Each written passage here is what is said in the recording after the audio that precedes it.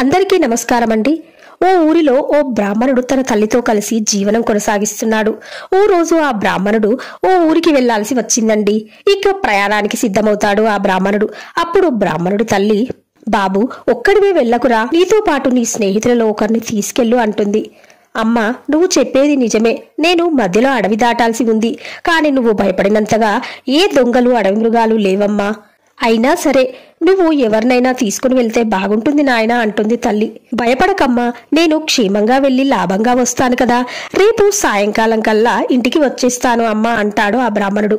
కాని ఆ తల్లికి కొడుకు ఒక్కడే వెళ్లడం ఇష్టం లేదు. ఇంటి పక్కనే ఉన్న కొలను దగ్గరికి వెళ్లి కొలంలో నుండి ఓ పీతను తీసి తన కుమారుడికి ఇచ్చి, ఈ పీతను ఈ బ్యాగ్లో వేసుకుని వెళ్ళురా అంటుంది. ఇక తల్లిని బాధ పెట్టడం ఇష్టం లేక బ్రాహ్మణుడు ఆ పీతను తీసుకెళ్లి సంచిలో వేసుకుని తన ప్రయాణాన్ని ప్రారంభిస్తాడు.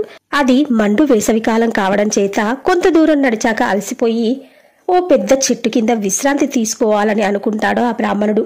తన ఆహారాన్ని తిని విశ్రాంతి తీసుకుంటాడు. ఎండ తీవ్రతకు ఎంతో అలసిపోయిన బ్రాహ్మణుడు నిద్రపోతాడు. ఆ చెట్టు పొదలో ఓ పాము ఉంటుంది. ఆ పాము పొదలో నుంచి బయటికి వచ్చి పక్కనే ఉన్న బ్రాహ్మణుడు సంచి చూస్తుంది. వెంటనే ఆ సంచి దగ్గరికి పాము వస్తుంది. సంచిలో ఆహారాన్ని తినబోతుంది. సంచిలో ఉన్న పీతకు చాలా కోపం వచ్చి వెంటనే పాము మీద దాడి చేస్తుంది.